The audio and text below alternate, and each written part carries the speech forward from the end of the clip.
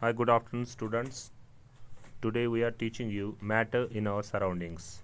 This is the first chapter of your 9th class in chemistry.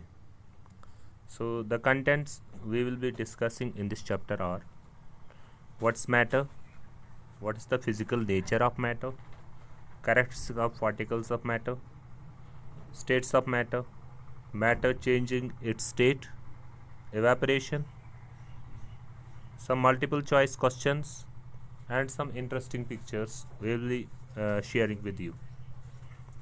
So about matter, first of all, everything in this universe is made up of material particles, which is called as matter. So matter is anything which has mass and occupies space. So every matter is a collection of lot of tiny particles. The particles of matter are continuously moving. Means the particles are not at rest. For example, if we see air, its particles are always in motion. Okay.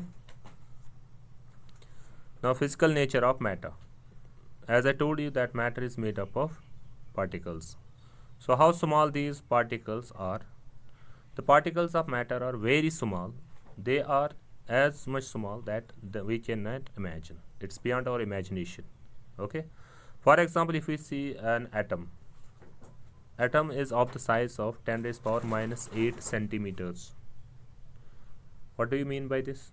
It means that if I divide 1 centimeter by 10 raised power 8 times, so that would make the size of an atom. An atom further consists of nucleus that's present at the center of the atom. It consists of subatomic particles like electrons and protons. Nucleus consists of neutrons and protons, whereas outside the nucleus, electrons are revolving in different shells. So these are very smaller than that of the atom. For example, an electron is of the size of less than 10 raised power minus 16 centimeters, whereas a proton and neutron, they are of the size of 10 raised power minus 13 centimeters. And a nucleus has a size of 10 raised power minus 12 centimeters. That's very small. You cannot see such particles with your naked eyes, nor we can see them under a simple microscope. So characteristics of particles of matter. So very first characteristic of particles of matter is that they have spaces between them. For example, if I take a glass of water, I dissolve salt in it. You know that after some time the salt gets dissolved in it. You cannot see those particles of salt now with your eyes. Okay. And also the level of water does not rise. So where does the salt go? The salt goes actually in between the particles. There are interparticle spaces. Next characteristic is that particles of matter are continuously moving. They are always in motion. So the motion of particles may increase if we increase the temperature. For example, when air becomes hotter, okay, the kinetic energy of its molecules also increases. They start moving with greater velocities. Next characteristic is that particles of matter attract each other. So what's the force which holds the particles together? That's called as force of attraction. So suppose if we talk of solids, they have stronger forces of attraction. That's why the particles of solids do not move. That gives them rigidity. Okay.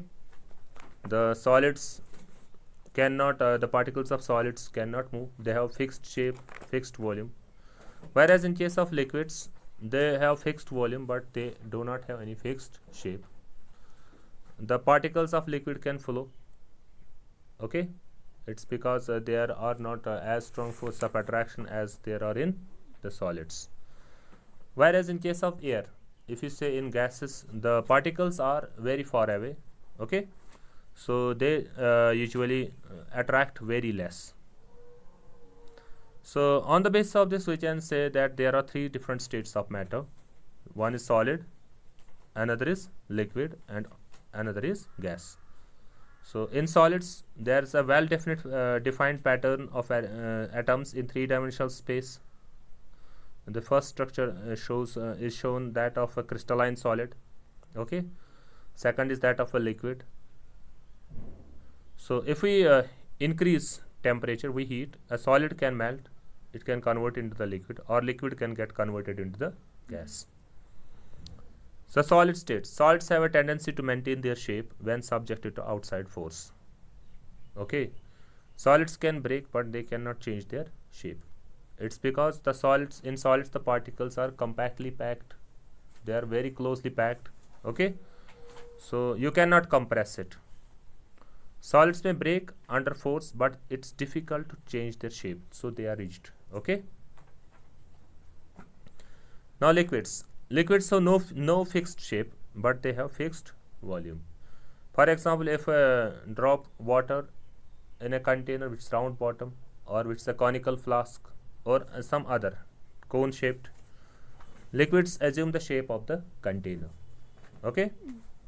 But they have fixed volume. They are also incompressible. They cannot be compressed.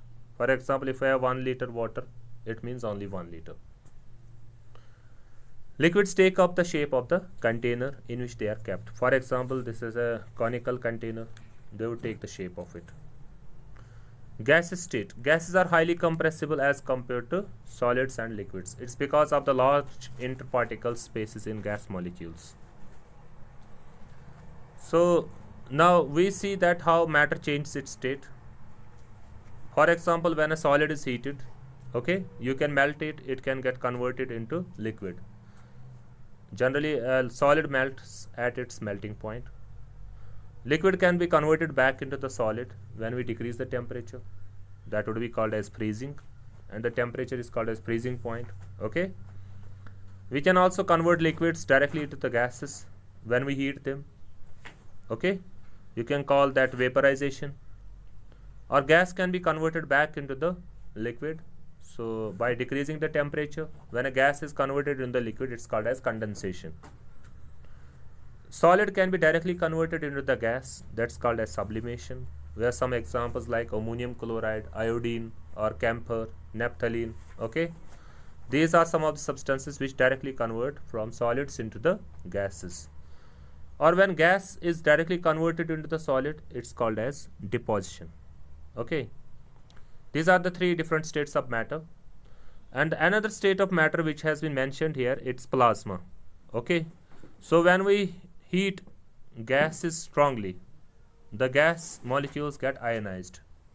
They means actually we'll discuss it in higher classes that ionization means loss of electrons. Whenever gases lose their electrons, they form positively charged particles, and this mass is called as plasma. If temperature of plasma is decreased, we can again get back the gas. So that's called as deionization. Okay.